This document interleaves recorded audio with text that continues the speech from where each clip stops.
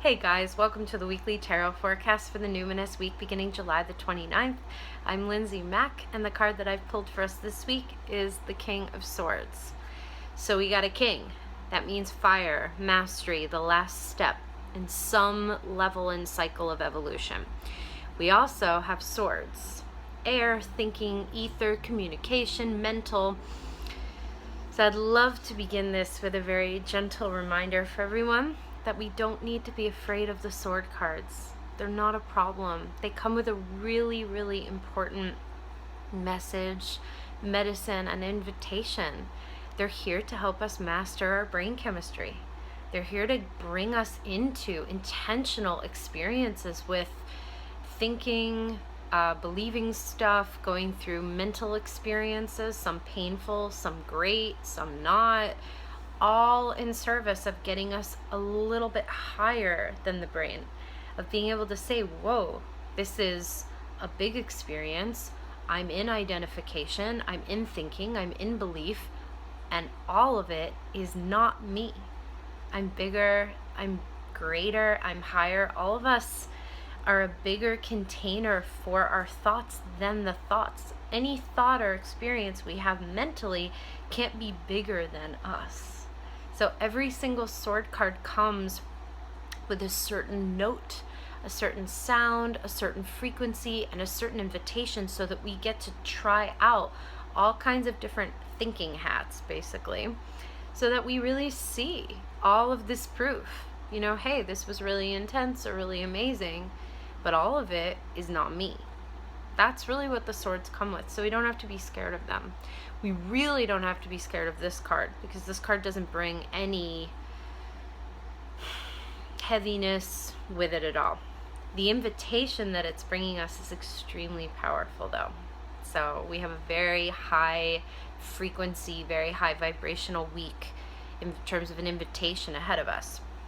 We're being asked, invited, within the swords, within the King of Swords, to marry our throat with the heart, to let there be a joining and a unity between the two chakras so that we can speak our truth, our heart's truth. This is the end and the mastery of the swords, because our communication is the purest when we're not identified with any thoughts or beliefs that are not true.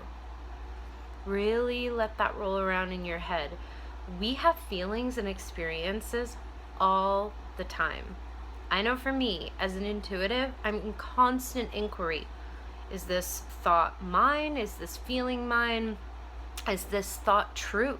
Is it their thought? Is it my thought? Does it come from an old family thing? Is it a new thing? It's a constant invitation for curiosity and compassion around my thinking. I know that everyone is capable of doing the same thing, as I used to be a mess, and the only thing that changed was that I started to bring inquiry to it. So if you feel like a mess, the only thing that is missing is to actually really sit curiously and compassionately with your thoughts, with your beliefs and your experiences, and question them. The King of Swords is here this week to basically say, hey, you guys have done all this good work. You've done all of this good work around your thinking. You've considered, you've paused, you've stopped, you've released power that a thought might have had over you. You've set yourself free. Now that all of that is cleared, it's time to speak the heart's truth. Heart's truth is different than a confession.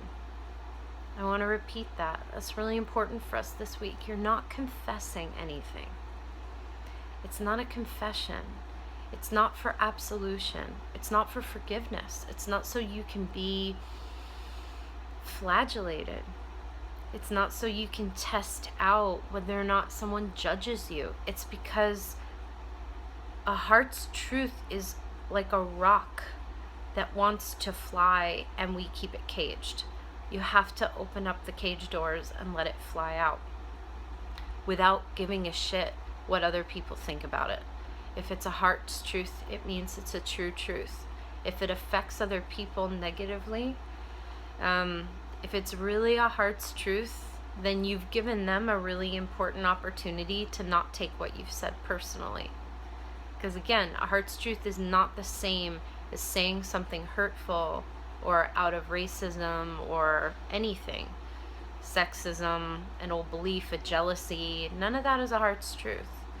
So we're really just being clear and truthful, as kind as we can be, but also as honest as we can be. Because our honesty is the thing that actually sears the wound, that cleans it out, and that can allow for really deep healing.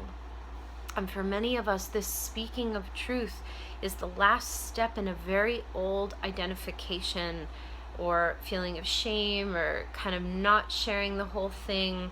For every one of us, this will show up a little bit differently this week. A little bit differently. Where it takes us, all of us ultimately, is to a place of freedom. So really allow your heart to be matched with your throat, to let them really come in and be one. And let them be the sky that that big rock of truth can fly through, so that